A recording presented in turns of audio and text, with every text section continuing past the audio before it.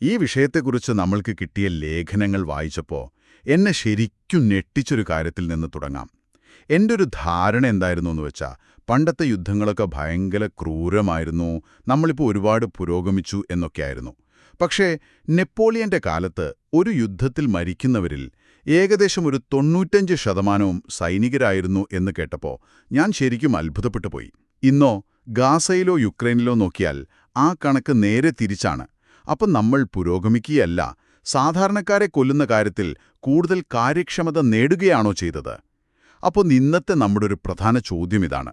ഡ്രോണുകളും നിർമ്മിത ബുദ്ധിയും പിന്നെ ആണവായുധങ്ങളും നിറഞ്ഞ ഈ കാലഘട്ടത്തെ നേരിടാൻ പുരാതനമായ വിശ്വാസങ്ങൾക്ക്, പ്രത്യേകിച്ച് ഇസ്ലാമിക പാരമ്പര്യത്തിന് എന്തെങ്കിലും മാർഗനിർദ്ദേശം നൽകാൻ കഴിയുമോ? പ്രമുഖനായൊരു സൈനിക ചരിത്രകാരനുമായുള്ള ചർച്ചകളെ അടിസ്ഥാനമാക്കിയാണ് നമ്മൾ ഇന്ന് ഈ വിഷയത്തിലേക്ക് കുറച്ചുകൂടി ആഴത്തിൽ ഇറങ്ങിച്ചെല്ലുന്നത്. സംഘർഷം, നയതന്ത്രം, പിന്നെ ധാർമ്മികത. ഇതിനെക്കുറിച്ചുള്ള പ്രവാചകന്റെ മാതൃകകൾക്ക് ഇന്നത്തെ ലോകത്ത് എന്ത് പ്രസക്തിയാണുള്ളതെന്ന് നമുക്കൊന്ന് പരിശോധിക്കാം. നിങ്ങൾ പറഞ്ഞ ആ കണക്കുണ്ടല്ലോ, അത് തന്നെയാണ് ആധുനിക യുദ്ധത്തിന്റെ ഏറ്റവും വലിയൊരു ദുരന്തം, ഈയൊരു ഭീകരമായ മാറ്റം. അതായത് യുദ്ധത്തിന്റെ ഇരകൾ സൈനികരിൽ നിന്ന് സാധാരണക്കാരിലേക്ക് മാറിയത് അത് പ്രധാനമായും സംഭവിച്ചത് രണ്ടാം ലോകമഹായുദ്ധത്തോടെയാണ്. ഏരിയ ബോംബിംഗ് എന്നൊരു രീതി അന്ന് വ്യാപകമായി ഉപയോഗിക്കാൻ തുടങ്ങി. ഏരിയ ബോംബിംഗ് അതെന്താണ്? അതായത് ഒരു പ്രത്യേക സൈനിക കേന്ദ്രത്തെയോ ഫാക്ടറിയെയോ ലക്ഷ്യം വെക്കുന്നതിന് പകരം ഒരു നഗരം അല്ലെങ്കിൽ ഒരു പ്രദേശം മുഴുവനായി ബോംബിട്ട് നശിപ്പിക്കുക. ലക്ഷ്യം പിഴയ്ക്കുന്ന ബോംബുകൾ ഉപയോഗിച്ച് ശത്രുവിന്റെ മനോവീര്യം തകർക്കുക എന്നതായിരുന്നു അതിന്റെ പിന്നിലെ ഒരാശയം. പക്ഷെ അതിന്റെ ഫലമായി ആയിരക്കണക്കിന് സാധാരണക്കാരാണ് കൊല്ലപ്പെട്ടത്. അവിടെ നിന്നാണ് യുദ്ധത്തിന്റെ ധാർമ്മികമായ കണക്കുകൂട്ടലുകൾ പാടെ തെറ്റിയത്. ഒരു മിനിറ്റ്, നിങ്ങൾ ഈ പറയുന്ന ധാർമ്മിക നിയമങ്ങളും ചിന്തകളുമെല്ലാം നല്ലത് തന്നെ. പക്ഷേ നമ്മുടെ ഉറവിടത്തിൽ പറയുന്ന ആ കണക്ക്, പ്രവാചകൻ മുഹമ്മദ് നബി 10 വർഷത്തിനുള്ളിൽ ഏകദേശം 80 സൈനിക നീക്കങ്ങളിൽ പങ്കെടുത്തു എന്നത്, അത് കേൾക്കുമ്പോൾ ഇതൊരു സമാധാനപരമായ സമീപനമായിരുന്നു എന്ന് വിശ്വസിക്കാൻ കുറച്ച് പാടാണ്. വർഷത്തിൽ 8 സൈനിക നീക്കങ്ങളെന്ന് പറയുമ്പോൾ അതൊരു സ്ഥിരം യുദ്ധസമാനമായ അവസ്ഥയായിരുന്നില്ലേ? അതെങ്ങനെ ശരിയാകും? ആ ചോദ്യം വളരെ പ്രസക്തമാണ്. കാരണം ആ സംഖ്യ കേൾക്കുമ്പോൾ ആർക്കും അങ്ങനെയൊരു സംശയം തോന്നാം. സ്വാഭാവികമാണ്. പക്ഷേ ആ കണക്കുകൾക്കപ്പുറം നമ്മൾ കാണേണ്ട ചില യാഥാർത്ഥ്യങ്ങളുണ്ട്. അതിലൊന്നാമത്തേത് മരണനിരക്കാണ്. ആ 10 വർഷത്തിനിടെ നടന്ന 80 സൈനിക നീക്കങ്ങളിലും കൂടി ഇരുവിഭാഗത്തുമായി ആകെ മരിച്ചത് 354 പേരാണ്. 354 പേർ? അതെ, 354. ഇതിൽ 138 പേർ മുസ്ലിംകളും 216 പേർ ശത്രുക്കളുമായിരുന്നു. 10 വർഷം കൊണ്ട്? അതെ. ഇനി ഇതൊന്ന് താരതമ്യം ചെയ്തു നോക്കൂ. രണ്ടാം ലോക മഹായുദ്ധത്തിൽ ഒരു ദിവസം ശരാശരി 27,000 പേരാണ് മരിച്ചിരുന്നത്. ഒരു ദിവസം? അതെ, ഒരു ദിവസം. അതായത് പ്രവാചകന്റെ കാലത്തെ 10 വർഷത്തെ യുദ്ധത്തിൽ മരിച്ചവരുടെ എണ്ണം രണ്ടാം ലോക മഹായുദ്ധത്തിലെ വെറും അരമണിക്കൂറിലെ മരണസംഖ്യയേക്കാൾ കുറവാണ്. ഓക്കെ, അതൊരു ഞെട്ടിക്കുന്ന വ്യത്യാസം തന്നെയാണ്. അപ്പോൾ നമ്മൾ മനസ്സിലാക്കേണ്ട പ്രധാന കാര്യം ഇതാണ്.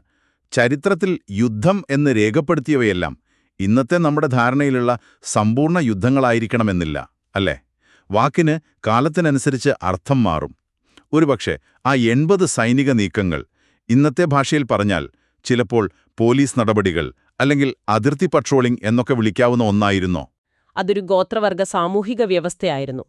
വെള്ളത്തിനും കന്നുകാലികളെ മേയ്ക്കാനുള്ള സ്ഥലത്തിനും വേണ്ടി ഗോത്രങ്ങൾ തമ്മിൽ നിരന്തരം ചെറിയ സംഘർഷങ്ങളും മത്സരങ്ങളും നടന്നിരുന്നു. ഈ 80 സൈനിക നീക്കങ്ങളിൽ ഭൂരിഭാഗവും പൂർണ്ണമായ യുദ്ധങ്ങളായിരുന്നില്ല.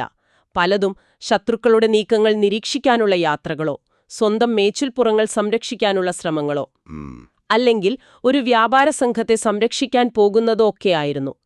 പകുതിയിലധികം യാത്രകളിലും ശത്രുവിനെ കണ്ടുമുട്ടുക പോലും ചെയ്യാതെ അവർ മടങ്ങിയിട്ടുണ്ട്.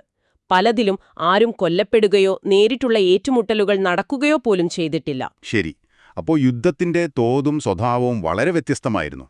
പക്ഷെ അതിലുപരിയായി എന്തെങ്കിലും ധാർമ്മികമായ ചട്ടക്കൂടുകൾ ഉണ്ടായിരുന്നോ? അതാണല്ലോ ഇന്നത്തെ ലോകത്ത് ഏറ്റവും പ്രസക്തമായ ചോദ്യം. തീർച്ചയായും, അതാണ് ഏറ്റവും പ്രധാനപ്പെട്ട കാര്യം. യുദ്ധത്തിന് വളരെ കർശനമായ നിയമങ്ങളുണ്ടായിരുന്നു. അതിലേറ്റവും പ്രധാനം യുദ്ധത്തിൽ നേരിട്ട് പങ്കാളികളല്ലാത്തവരെ ഒരു കാരണവശാലും ഉപദ്രവിക്കാൻ പാടില്ല എന്നതായിരുന്നു. പങ്കാളികളല്ലാത്തവർ എന്ന് പറയുമ്പോൾ അതായത് സ്ത്രീകളെ, കുട്ടികളെ, പ്രായമായവരെ, കർഷകരെ, പുരോഹിതന്മാരെ, ഭൃത്യന്മാരെ ഇവരാരും ലക്ഷ്യങ്ങളാകാൻ പാടില്ല. അതുപോലെ അവരുടെ വിളകളോ ഈന്തപ്പന പോലുള്ള മരങ്ങളോ കന്നുകാലികളെയോ നശിപ്പിക്കാനും പാടില്ല. യുദ്ധമെന്നത് സൈനികർ തമ്മിൽ മാത്രമായി ഒതുങ്ങണം, സാധാരണ ജനജീവിതത്തെ അത് ബാധിക്കരുത്. അതായിരുന്നു അടിസ്ഥാന തത്വം. ഈ തത്വങ്ങളൊക്കെ കേൾക്കാൻ വളരെ ഉത്തമമായി തോന്നുന്നുണ്ട്, സാധാരണക്കാരെ സംരക്ഷിക്കുക എന്നത്. പക്ഷെ ഞാൻ ആലോചിക്കുന്നത്, ഒരു ബട്ടൺ അമർത്തിയാൽ ഒരു നഗരം മുഴുവൻ ഇല്ലാതാക്കാൻ കഴിയുന്ന ഇന്നത്തെ കാലത്ത് ഈ നിയമങ്ങൾക്ക് എന്ത് പ്രസക്തിയാണുള്ളത്? ഒരു കല്ലെറിയുന്ന യന്ത്രം വേണ്ടെന്ന് വെക്കുന്നതും ഒരു ആണവ ബോംബ് വേണ്ടെന്ന് വെക്കുന്നതും താരതമ്യം ചെയ്യാൻ പറ്റുമോ? അതൊരു വലിയ ചോദ്യമാണ്. സാങ്കേതികവിദ്യയുടെ കാര്യത്തിൽ അത് താരതമ്യം ചെയ്യാൻ പറ്റാത്ത അന്തരമാണ്. പക്ഷേ അതിന്റെ പിന്നിലെ അടിസ്ഥാന തത്വം, ഒരു കോർ പ്രിൻസിപ്പിൾ, അതിന്നും ഒരുപോലെ പ്രസക്തമാണ്. ആ തത്വം ഇതാണ്: സൈനികരെയും സാധാരണക്കാരെയും വേർതിരിച്ച് കാണാൻ കഴിയാത്ത ഒരു ആയുധം ഉപയോഗിക്കാൻ പാടില്ല. ഓക്കെ. ഒരായുധം പ്രയോഗിക്കുമ്പോൾ അത് ആരെയാണ് കൊല്ലുന്നതെന്ന് നിങ്ങൾക്കുറപ്പില്ലെങ്കിൽ അതുപയോഗിക്കരുത്. പ്രവാചകന്റെ ജീവിതത്തിൽ നിന്നുതന്നെ നമ്മുടെ ഉറവിടത്തിൽ ഒരു ഉദാഹരണം പറയുന്നുണ്ട്. ഒരു കോട്ട ഉപരോധിക്കുന്ന സമയത്ത് കല്ലുകൾ ദൂരേക്കെറിയുന്ന ഒരു ഉപകരണം, ഒരു കവണ പോലെ ഒന്ന്, മുസ്ലിങ്ങളുടെ കൈവശം വന്നു. അവരത് കോട്ടയ്ക്കു മുകളിലൂടെ കല്ലെറിയാൻ ഉപയോഗിച്ചപ്പോൾ പ്രവാചകനത് തടഞ്ഞു. എന്തിന്? കാരണം വ്യക്തമായിരുന്നു. ആ കല്ല് കോട്ടയ്ക്കുള്ളിൽ ആരുടെ തലയിലാണ് വീഴുന്നതെന്ന് അറിയില്ല. അതൊരു സ്ത്രീയുടെയോ കുട്ടിയുടെയോ ആകാം. അതിനാൽ അത് നിർത്താൻ അദ്ദേഹം കൽപ്പിച്ചു. അപ്പോൾ ആ തത്വം വെച്ച് നോക്കുകയാണെങ്കിൽ രാസായുധങ്ങൾ, ഏരിയ ബോംബിംഗ്, പിന്നെ ആണവായുധങ്ങൾ, ഇതെല്ലാം ആ പട്ടികയിൽ വരും.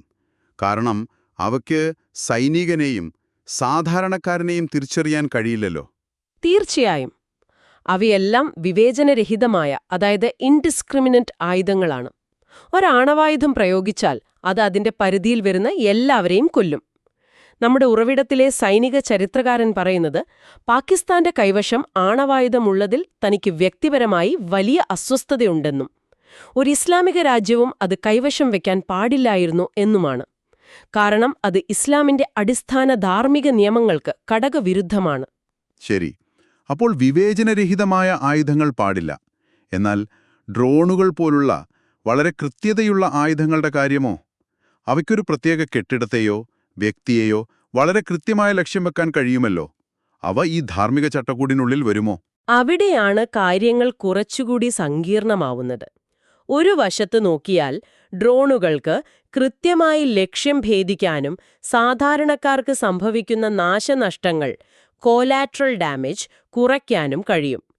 ഇത് വിവേചനരഹിതമായ ആക്രമണം ഒഴിവാക്കുക എന്ന ഇസ്ലാമിക തത്വത്തോട് ചേർന്നു പോകുന്നതായി തോന്നാം. ശരിയാണ്. പക്ഷേ കുറയ്ക്കാൻ കഴിയും എന്ന് പറയുന്നത് ഒരു വല്ലാത്ത പ്രയോഗമല്ലേ? ഒരു തെറ്റായ ഇന്റലിജൻസ് റിപ്പോർട്ടിന്റെ പേരിൽ ഒരു കല്യാണ പാർട്ടിക്ക് മുകളിലാണ് ഡ്രോൺ ബോംബിടുന്നതെങ്കിൽ ആ സാങ്കേതിക വിധിയുടെ കൃത്യത കൊണ്ട് എന്തു ഗുണം? ടെക്നോളജിയുടെ കൃത്യത മനുഷ്യന്റെ തെറ്റുകൾക്ക് പകരമാവില്ലല്ലോ. വളരെ ശരിയായ ഒരു പോയിന്റാണ്. സാങ്കേതികവിദ്യയുടെ കൃത്യതയും മനുഷ്യന്റെ വിവേചനയും രണ്ടും രണ്ടാണ്. അതുകൂടാതെ ഡ്രോണുകൾ പുതിയതും വളരെ ഗൗരവമേറിയതുമായ മറ്റു ധാർമ്മിക പ്രശ്നങ്ങൾ സൃഷ്ടിക്കുന്നുണ്ട്. അതിലൊന്ന് അസമത്വമാണ്, അസിമെട്രി. അമേരിക്കയിലെ നെവാഡയിലുള്ള ഒരു എയർ കണ്ടീഷൻഡ് മുറിയിലിരുന്ന് ഒരു ജോയ്സ്റ്റിക് ഉപയോഗിച്ച് ഒരാൾക്ക് യമനിലോ അഫ്ഗാനിസ്ഥാനിലോ ഉള്ള ഒരു ലക്ഷ്യം തകർക്കാൻ കഴിയുന്നു. അതെ, ആ ആശയം തന്നെ എന്നെ അസ്വസ്ഥമാക്കുന്നുണ്ട്. കാരണം യുദ്ധമെന്ന് പറയുമ്പോൾ ജീവൻ പണയം വെക്കുന്ന രണ്ടു കൂട്ടർ തമ്മിലുള്ളൊരു പോരാട്ടമാണ് നമ്മുടെ മനസ്സിലുള്ള ചിത്രം. ഇവിടെ ഒരാൾക്കൊരു അപകടവുമില്ല, മറ്റേയാൾക്ക് മരണം ഏതാണ്ട് ഉറപ്പാണ്. ഇതൊരു പോരാട്ടമാണോ അതോ വെറുമൊരു വധശിക്ഷയാണോ? ആ ചോദ്യമാണ് ഇന്ന് സൈനിക ധാർമ്മികതയിലെ ഏറ്റവും വലിയ ചർച്ചാവിഷയം. യുദ്ധത്തിന് ഒരു ധാർമ്മികമായ കരാറുണ്ട്. അവിടെ പോരാടുന്നയാൾ സ്വന്തം ജീവൻ പണയപ്പെടുത്തുന്നു, ഒരു റിസ്ക് എടുക്കുന്നു. എന്നാൽ ഡ്രോൺ ഓപ്പറേറ്റർക്ക് അങ്ങനെയൊരു അപകട സാധ്യതയേയില്ല. ഇത് യുദ്ധത്തെ ഒരു വീഡിയോ ഗെയിം പോലെയാക്കി മാറ്റുന്നു എന്ന വിമർശനം വളരെ ശക്തമാണ്. എന്നാൽ മറുവശത്ത് ഉറവിടത്തിൽ പറയുന്നതുപോലെ ഒരു വ്യോമസേനാ കമാൻഡറുടെ കണ്ണിൽ സ്വന്തം പൈലറ്റുമാരുടെ ജീവൻ രക്ഷിക്കുന്നതിനാൽ ഡ്രോണുകൾ ഒരു ധാർമ്മിക ആയുധമാണ്. ഓ, തന്റെ സൈനികരുടെ ജീവൻ സംരക്ഷിക്കുക എന്നതാണ് അദ്ദേഹത്തിന്റെ പ്രഥമ പരിഗണന. അപ്പോൾ ആരുടെ കാഴ്ചപ്പാടിൽ നിന്നാണ് നമ്മൾ ധാർമ്മികതയെ അളക്കേണ്ടത് എന്ന ചോദ്യം വരുന്നു. ശരി, അപ്പോൾ ഇങ്ങനെയൊരു ശക്തമായ ധാർമ്മിക ചട്ടക്കൂടുണ്ട്, ആയുധങ്ങളുടെ ഉപയോഗത്തിൽ വ്യക്തമായ നിയമങ്ങളുണ്ട് എന്നൊക്കെ നമ്മൾ കണ്ടു. എങ്കിൽ പിന്നെ ഗാസ പോലുള്ള വിഷയങ്ങളിൽ എന്തുകൊണ്ടാണ് പലപ്പോഴും മുസ്ലിം ലോകത്തുനിന്ന് ഒരു നിഷ്ക്രിയത്വം കാണുന്നത്? ഈ തത്വങ്ങൾ എന്തുകൊണ്ട് അവിടെ പ്രയോഗിക്കപ്പെടുന്നില്ല? ഇത് പലരും ഉന്നയിക്കുന്ന ഒരു ചോദ്യമാണ്. ഇതിന് കാരണം ഭൗമരാഷ്ട്രീയത്തിന്റെ, അതായത് ജിയോപൊളിറ്റിക്സിന്റെ കഠിനമായ യാഥാർത്ഥ്യങ്ങളാണ്. ഗാസയുടെ കാര്യത്തിൽ സൈനികമായി ഇടപെടുക എന്ന് പറഞ്ഞാൽ അത് ഇസ്രയേലിനെതിരെ മാത്രമല്ല, അവരെ പൂർണ്ണമായി പിന്തുണയ്ക്കുന്ന അമേരിക്കയുടെ അതിശക്തമായ സൈനിക ശക്തിയെ കൂടി നേരിടേണ്ടി വരും. ശരിയാണ്. ലോകത്തിലെ മൊത്തം സൈനിക വിമാനങ്ങളിൽ പകുതിയോളം അമേരിക്കയുടെ കൈവശമാണ്. അത്രയും വലിയൊരു ശക്തിയോട് നേരിട്ട് ഏറ്റുമുട്ടുന്നത് ഒരു വലിയ ലോകയുദ്ധത്തിലേക്ക് നയിച്ചേക്കാം. അത് കൂടുതൽ നാശനഷ്ടങ്ങൾക്കേ വഴിവെക്കൂ. പക്ഷേ സാധാരണക്കാർക്ക് ആ കണക്കുകളൊന്നും ഒരു ആശ്വാസമാകില്ലല്ലോ. അവർക്ക് വേണ്ടത് ഉടനടിയുള്ളൊരു സംരക്ഷണമാണ്. അപ്പോൾ ഈ ധാർമ്മിക നിയമങ്ങളും ഭൗമരാഷ്ട്രീയ യാഥാർത്ഥ്യങ്ങളും തമ്മിലൊരു വലിയ സംഘർഷണം നിലനിൽക്കുന്നുണ്ട്. തത്വങ്ങൾ ശരിയാണെങ്കിലും പ്രയോഗത്തിൽ വരുത്താൻ കഴിയുന്നില്ല എന്നൊരവസ്ഥയല്ലേ ഇത്? അതെ, ആ സംഘർഷണം വളരെ വലുതാണ്. തത്വവും പ്രയോഗവും തമ്മിലുള്ള വലിയൊരു വിടവ് അവിടെയുണ്ട്. അതോടൊപ്പം ഈജിപ്ത്, ജോർദാൻ, UAE പോലുള്ള പല അറബ് രാജ്യങ്ങളും ഇസ്രയേലുമായി സമാധാന കരാറുകളിലാണ്. ആ കരാറുകൾ ലംഘിക്കുന്നത് ദീർഘകാലാടിസ്ഥാനത്തിൽ ആ രാജ്യങ്ങൾക്ക് വലിയ പ്രത്യാഘാതങ്ങളുണ്ടാക്കും. അതുകൊണ്ടുതന്നെ നയതന്ത്രപരവും സാമ്പത്തികവുമായ സമ്മർദ്ദങ്ങളാണ് കൂടുതൽ പ്രായോഗികമായ വഴിയായി പലരും കാണുന്നത്. ഉറവിടത്തിലെ വിദഗ്ധൻ പറയുന്നത്, ഒരു വലിയ ഇസ്ലാമിക സൈന്യം ഗാസയിലെ ജനങ്ങളെ സംരക്ഷിക്കാൻ വരുന്നത് കാണാൻ ആരാണ് ആഗ്രഹിക്കാത്തത്? എന്നാൽ അതിന്റെ പ്രായോഗികത ചിന്തിക്കുമ്പോൾ അത് കാര്യങ്ങൾ കൂടുതൽ വഷളാക്കാനേ ഉപകരിക്കൂ എന്നാണ്. സുഡാന്റെ കാര്യം ഇതിലും സങ്കീർണമാണെന്ന് തോന്നുന്നു. അവിടെയും വലിയൊരു മനുഷ്യ ദുരന്തം നടക്കുന്നുണ്ടല്ലോ, പക്ഷെ ആരും കാര്യമായി ശ്രദ്ധിക്കുന്നില്ല. സുഡാനിലെ സാഹചര്യം തികച്ചും വ്യത്യസ്തമാണ്. അവിടെ മുസ്ലിങ്ങൾ പരസ്പരം പോരടിക്കുന്ന ഒരു ആഭ്യന്തര യുദ്ധമാണ് നടക്കുന്നത്. അവിടെ ആരാണ് ശരി, ആരാണ് തെറ്റ് എന്ന് പുറത്തുനിന്ന് നോക്കുന്ന ഒരാൾക്ക് വ്യക്തമായി പറയാൻ കഴിയില്ല. രണ്ടു ഭാഗത്തും ന്യായീകരണങ്ങളുമുണ്ട്, രണ്ടു ഭാഗത്തും ക്രൂരതകളുമുണ്ട്.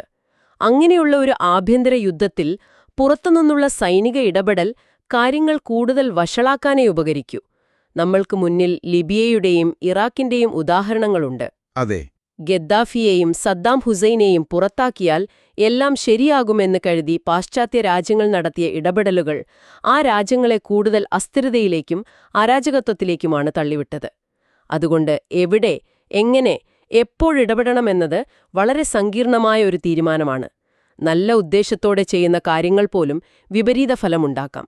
അപ്പോൾ ഈ ചർച്ചയിൽ നിന്നെല്ലാം നമ്മൾ മനസ്സിലാക്കേണ്ടതെന്താണ്? യുദ്ധത്തിൽ സാധാരണക്കാരെ സംരക്ഷിക്കുക, വിവേചനരഹിതമായ ആയുധങ്ങൾ ഒഴിവാക്കുക, സാധ്യമാകുമ്പോഴെല്ലാം നയതന്ത്രത്തിന് പ്രഥമസ്ഥാനം നൽകുക എന്നിവയാണ് ഇസ്ലാമിക പാരമ്പര്യത്തിന്റെ കാതലെന്ന് തോന്നുന്നു. ഈ പുരാതന തത്വങ്ങൾ ആണവായുധങ്ങൾ പോലുള്ളവയെക്കുറിച്ച് വ്യക്തമായ നിലപാടുകൾ നൽകുമ്പോൾ തന്നെ ഡ്രോണുകൾ പോലുള്ള പുതിയ സാങ്കേതിക വിദ്യകൾ വളരെ സങ്കീർണമായ പുതിയ ചോദ്യങ്ങളും ഉയർത്തുന്നുണ്ട്. അതെ, നിങ്ങൾ ആലോചിക്കാൻ വേണ്ടി ഈ ഉറവിടത്തിൽ നിന്ന് എനിക്ക് വളരെ രസകരമായി തോന്നിയൊരു ചിന്ത കൂടി നൽകാം. ആധുനിക നേതാക്കന്മാർ ഒരു യുദ്ധത്തിന് കളമൊരുക്കുമ്പോൾ ആദ്യം ചെയ്യുന്നത് ശത്രുക്കളെ ദുഷ്ടരായി ചിത്രീകരിക്കുകയാണ്. ശരിയാണ്, അവരെ പൈശാചികവൽക്കരിക്കുക, ഡീമണൈസ് എന്ന് പറയും. അതെ, അവരെ മനുഷ്യരായി കാണാതെ വെറും തിന്മയുടെ പ്രതീകങ്ങളായി ചിത്രീകരിക്കും. എന്നാൽ പ്രവാചകൻ ചെയ്തിരുന്നത് നേരെ തിരിച്ചായിരുന്നു എന്നാണ് നമ്മുടെ ഉറവിടം പറയുന്നത്. അദ്ദേഹം എതിരാളികളായ ഗോത്രത്തലവന്മാരുടെ പോലും അന്തസ്സ് താഴ്ത്തിക്കെട്ടാൻ ശ്രമിച്ചില്ല. മറിച്ച് അവരുടെ ജനങ്ങളുടെ മുന്നിൽ അവരുടെ സ്ഥാനം ഉയർത്തിപ്പിടിച്ച് അവരുടെ മനസ്സ് മാറ്റാനാണ് ശ്രമിച്ചത്. അതൊരു പുതിയ അറിവാണല്ലോ. ഒരു ഗോത്രത്തലവന്റെ ഏറ്റവും വലിയ ശക്തി സ്വന്തം ജനതയുടെ കണ്ണിലുള്ള മതിപ്പാണ്.